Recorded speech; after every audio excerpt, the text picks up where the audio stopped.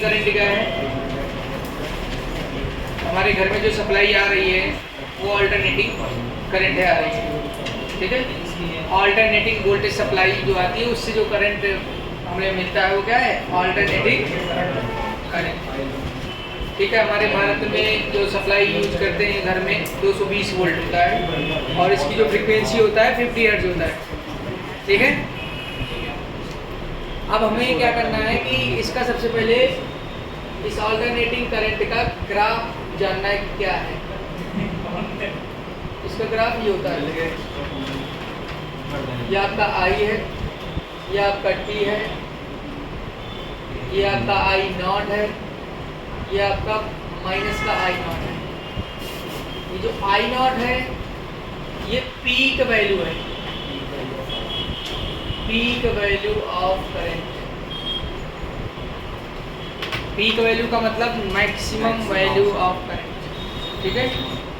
तो अब आपको बता दें कि यहाँ पर क्या हो रहा है कि पहले t = 0 पर करंट 0 है, फिर धीरे धीरे धीरे धीरे धीरे धीरे बढ़ा करंट, फिर धीरे धीरे घटा करंट, फिर और घटा, फिर बढ़ा, मतलब कि कांस्टेंट करंट यहाँ पर नहीं है। जो चैप्टर नंबर 3 में हम लोग पढ़ते थे करंट इलेक्ट्रिसिटी में, वहाँ पर कांस्टेंट करंट फ्लो होता था, वहाँ पर फ्लैक्चुएशंस नहीं होते थे, तो वहाँ पर एवरेज निकालने की ज़रूरत नहीं होती। जैसे आप लोगों ने पढ़ा होगा, अगर आप रोड में चल रहे हैं और कांस्टेंट स्पीड से चल रहे हैं तो आपको वहाँ पर एवरेज स्पीड निकालने की ज़रूरत नहीं होती है।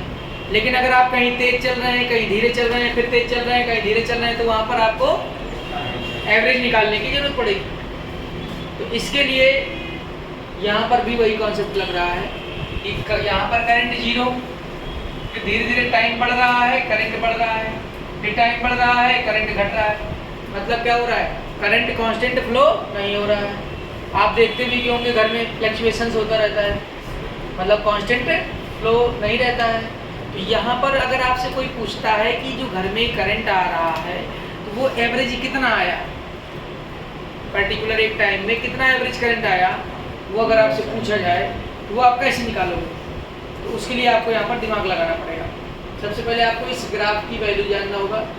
इस ग्राफ की जो इक्वेशन है वो है I0 sin omega t। I बराबर I0 sin ओमेगा t। ये वेरी मोस्ट इम्पॉर्टेंट इक्वेशन है, इसी से सब फेल होने वाला है इस चैप्टर में, सब कुछ इसी से होने वाला है। ये आपका इंस्टेंटेनियस करंट है, ये आपका इंस्टेंटेनियस करंट है। क्या ये I यहाँ पर अगर आपसे पूछा जाए तो क्या है? Instantaneous current. I0 क्या है? Peak value of current. I यहाँ पर इंस्टेंटेनियस करंट है, I0 यहाँ पर पीक वैल्यू ऑफ करंट है। इंस्टेंटेनियस का मतलब है कि ये जो वैल्यू है ये टाइम पर डिपेंडेंट है, टाइम के साथ बदल रही है, ठीक है। Current at any particular instant of time is known as instantaneous current, ठीक है। अब आपको निकालना है 0 से लेकर के यहाँ तक। पहला क्वेश्चन हमारा 0 से लेकर के T/2 तक, यहाँ से लेकर के यहाँ तक कितना एवरेज करंट फ्लो हुआ है ये पता लगा के दिखाओ। तो एवरेज निकालने के लिए हम लोग क्या पढ़ा करते थे? Total distance covered upon total time taken, यही होता था। तो टोटल टाइम टेकन तो आने वाला ही है ये। अब यहाँ डिस्टेंस वर्ड नहीं यूज हो रहा है, ठीक है। तो वहाँ पर क्या होता था, जैसे मान लो वेलोसिटी और टाइम ग्राफ दिया गया होता था तो एरिया निकाला करते थे हम लोग। वेलोसिटी टाइम ग्राफ का एरिया क्या बताता है? डिस्प्लेसमेंट बताता है, और displacement total upon total time कर देंगे तो क्या जाता है? एवरेज वेलोसिटी आ जाता है। तो ऐसे यहाँ पर करंट और टाइम ग्राफ दिया गया है, तो आपको इस करंट टाइम ग्राफ का क्या निकालना होगा? एरिया निकालना होगा। मतलब यहाँ से लेकर के यहाँ तक का एरिया निकालना है आपको। क्या करना है? एरिया। 0 से लेकर के T/2 तक का एरिया निकालना है, उस एरिया को डिवाइड कर देना है T/2 से। दिमाग में थीम बैठाइए, 0 से T/2 तक का एरिया निकालना है और जो टोटल टाइम टेकन है उससे डिवाइड कर देना है। अब आपको यहाँ पर एक छोटा सा करंट एलिमेंट कट कर लेना है। एरिया निकालने का स्टाइल है, ये आपको एप्लीकेशन ऑफ इंटीग्रेशन चैप्टर में पढ़ाया जाएगा मैथमेटिक्स के छात्रों को। ठीक है, तो यहाँ पर आपका आई हो गया और इसका नाम डी टी हो गया। इस पर्टिकुलर एरिया को छोटी छोटी स्ट्रिप्स में कट कर दिया गया। ठीक है, पहली स्ट्रिप का एरिया क्या हो गया, आई डी टी। दूसरी स्ट्रिप का भी ऐसे ही आ जाएगा, तीसरी का भी ऐसे ही, चौथे का भी ऐसे ही, पांचवे का भी ऐसे ही। और ऐसे कर करके आप सारी स्ट्रिप्स का एरिया निकालोगे, फिर सबको जोड़ोगे, तब पूरा एरिया आएगा, तो हमारा जीवन व्यतीत हो जाएगा। तो इसके लिए किसी ने दिमाग लगाया कि भैया कुछ एक टूल बनाओ, और उस टूल को उसने बताया इंटीग्रेशन। क्या बताया, इंटीग्रेशन। मतलब क्या करना है आपको, आई डी टी तो लिखना है एक स्ट्रिप का एरिया। आई डी टी आपका क्या हो गया, एक स्ट्रिप का एरिया। आई डी टी आपका क्या हो गया, एक स्ट्रिप का एरिया। और इसको इंटीग्रेट कर देना है 0 से लेकर के t/2 तक, और अपॉन में लिख देना है जो डिस्टेंस है टोटल, यहाँ से लेके यहाँ तक का। तो ये जो आंसर आएगा वो आई एवरेज आएगा। तो सभी को ये फॉर्मूला याद रखना है, I average for half cycle. क्या है ये, I average for half cycle. ये जो भी प्रूव करा रहे हैं हम हाफ साइकिल के लिए कर रहे हैं। यहाँ से लेकर के यहाँ तक के साइकिल को हाफ साइकिल बोलते हैं। किसी को कोई कंफ्यूजन? अब यहाँ पर आगे आ जाइए, 0 से t/2। आई का वैल्यू कितना है, आई नॉट साइन ओमेगा टी और डी टी अपॉन t/2। कोई दिक्कत किसी को? अब इसके बाद यहाँ पर आई नॉट क्या है, कांस्टेंट है, ये बाहर आ जाएगा। 0 से t/2 sine omega T D T upon t/2। यहाँ से कितना आ जाएगा, आई नॉट साइन ओमेगा टी का क्या होता है, minus cos omega T upon omega. 0 से 3/2 अपॉन, यहाँ से आ जाएगा माइनस का I naught cos omega t/2 upon omega.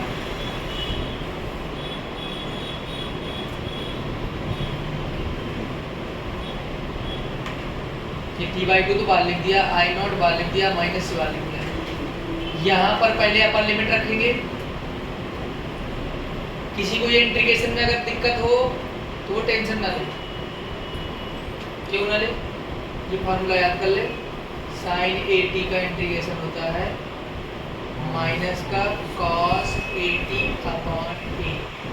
और जब यहाँ पर कोई लिमिट नहीं लगा होता है तो प्लस सी लगा देते हैं, जब लिमिट लगा होता है तो प्लस सी नहीं लगाते हैं। कोई दिक्कत किसी को, कोई समस्या? तो यहाँ पर आप पहले अपर लिमिट रखेंगे cos ओमेगा t/2, माइनस खुद से लगाएंगे, फिर लोअर लिमिट पुट करेंगे cos omega into 0 upon omega. कोई दिक्कत किसी को? यहाँ से आपका आ जाएगा माइनस का I not t/2 omega T.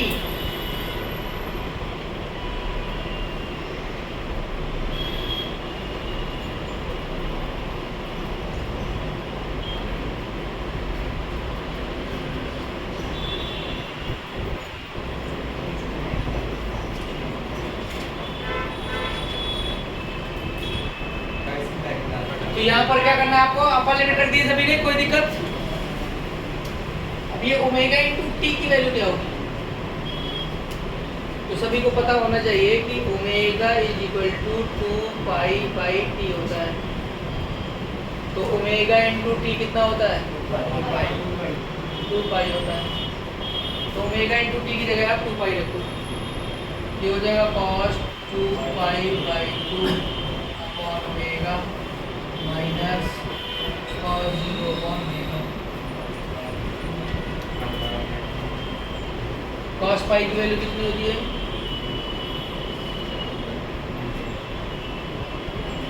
cos pi की वैल्यू -1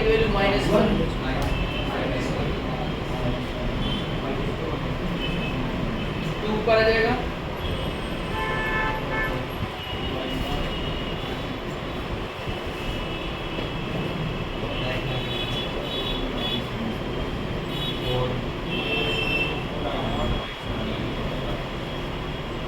ओमेगा टी क्या होता है 2 पाई।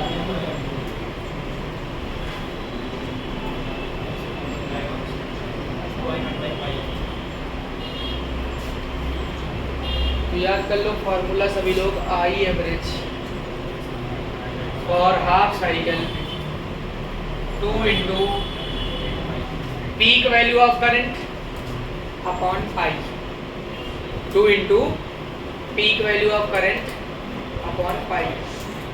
अगर आप इस टर्म को 22/7 यहाँ पर पाई की वैल्यू पुट करके सॉल्व करेंगे तो 14/22 इंटू आई नॉट आ जाएगा, इससे डिवाइड करके पॉइंट में आ जाएगा। लेकिन आपको याद ये रखना है, क्या याद रखना है 2 आई नॉट अपॉन पाई। ये है हाफ साइकिल के लिए। ये सभी को समझ में आ गया है। इसको करने के बाद आप ही लोग करके दिखाएंगे अभी हमें कंप्लीट साइकिल के लिए। मतलब यहाँ नेक्स्ट हेडिंग डालेंगे आप कंप्लीट साइकिल या फुल साइकिल। फुल साइकिल में क्या करना होगा आपको, इस t/2 को हटा के यहाँ पर t कर देना है, यहाँ पर t कर देना है और सब कुछ एज इट इज रहेगा। इसका जो आंसर आएगा वो 0 आएगा। तो I average for half complete cycle होता है 0। तो अभी आप लोग पहले हाफ साइकिल करिए, इसके बाद फुल साइकिल हमें करके दिखाइए। इसके बाद हम आपको रूट मीन स्क्वायर वैल्यू सिखाएंगे हाफ साइकिल के लिए और कंप्लीट साइकिल। 4 डेरिवेशन ये होंगे करंट के, यही सेम 4 डेरिवेशन वोल्टेज के होंगे।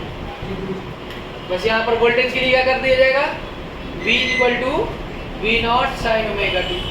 ये ऑल्टरनेटिंग वोल्टेज हो जाएगा, इंस्टेंटेनियस वोल्टेज।